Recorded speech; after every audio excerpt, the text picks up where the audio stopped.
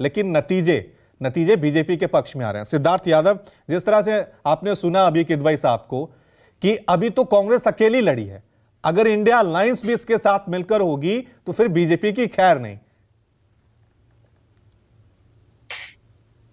किसने रोका था आपको?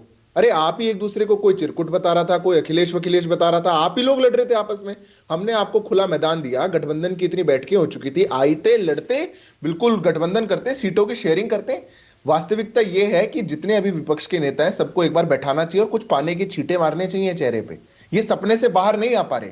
हार को भी कई बार स्वीकार करने से आप अच्छी तैयारी कर पाते हैं, पर आप स्वीकार ही नहीं करेंगे। अभी मतलब इतने ख्याली पुलाव किदवई जी ने यहां पे बना दिए कि इतना हो जाएगा तो 272 तक आ जाएंगे, 272 से इतना नीचे आ जाएंगे, पूरा बीजेपी की सरकार गिरा दी, पूरा 303 से में 200 पे ले आए।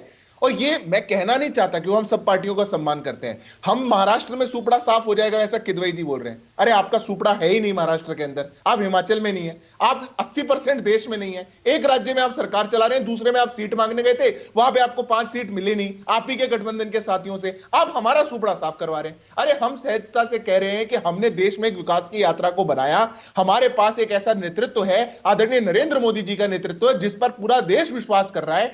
आप मुद्दों पर आके क्यों नहीं करना चाहते? आप आपस में लड़ना चाहते हैं, आप एक दूसरे को वो एक दूसरे पर छींटे मारना चाहते हैं और फिर आपको हमको दोष देते हैं कि हम साथ आ गए तो ऐसा हो जाएगा। आइए इसी बार आ जाते हैं, इस बार से भले अगली बार आ जाइए, अगली बार से भले अगली बार आ जाइए। दूसरी बात, बहुत इतिहास में नहीं जाना चाहिए, 2 बार से लोकसभा में बुरी हार हो रही है, 50-50 सीट पर आ गई कांग्रेस पार्टी, पर याद क्या रहा है? इंडिया शाइनिंग, इंडिया शाइनिंग का नारा था, उसके बाद भी ऐसा हुआ। अरे ये मोदी का युग है, आपको आईना दिखाने का काम कर दिया है। आपके आज भी सांसदों के घर से 200-200 करोड़ रुपए निकल रहे हैं। पहले तो सुना था कि जेबें भरी जाती हैं, आजकल अलमारियां भरी जा रही हैं, ट्रक मंगाया गया है, नोट गिनने की मशीन खत्म हो गई। आप अपनी हरकतों से बाज आ नहीं रहे।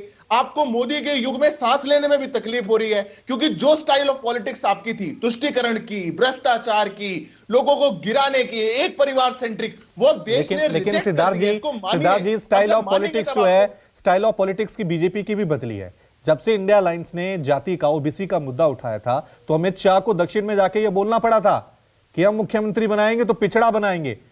आपको भी तो उन्होंने पिच पे लाया ना, जाति वाली पॉलिटिक्स पे खेलने को मजबूर तो किया। तो रवि जी, जब इन्होंने ये जाति का मुद्दा, जब इनको पता ही नहीं था कि ओबीसी क्या होता है राहुल जी का, और उन्होंने नहीं उठाया था, उससे पहले उसी प्रदेश में हमारा ओबीसी प्रदेश का अध्यक्ष था, तब तो किसी ने नहीं पूछा। तब हमने प्रदेश अध्यक्ष बनाया हुआ था ओबीसी वर्ग से ही। अब हम वहां पर चुनाव में हमने कह दिया कि हम ओबीसी मुख्यमंत्री बनाएंगे, तो बड़ी दिक्कत हुई मन में, क्योंकि राहुल जी ने नया नया सीखा है, ओबीसी है, ओबीसी है, ओबीसी का राग अलापना शुरू करा। 5 साल पहले तक पता ही नहीं था, 2 साल पहले तक नहीं पता था ओबीसी क्या होता है। ये जो ट्यूटर्ड नेता है ना, वो अब देश में नहीं चल पा रहे। वो तो अब बीजेपी भी कर रही है, वो तो अब बीजेपी भी कर रही है। शिवराज सिंह चौहान ओबीसी हैं, प्रधानमंत्री मोदी ओबीसी हैं।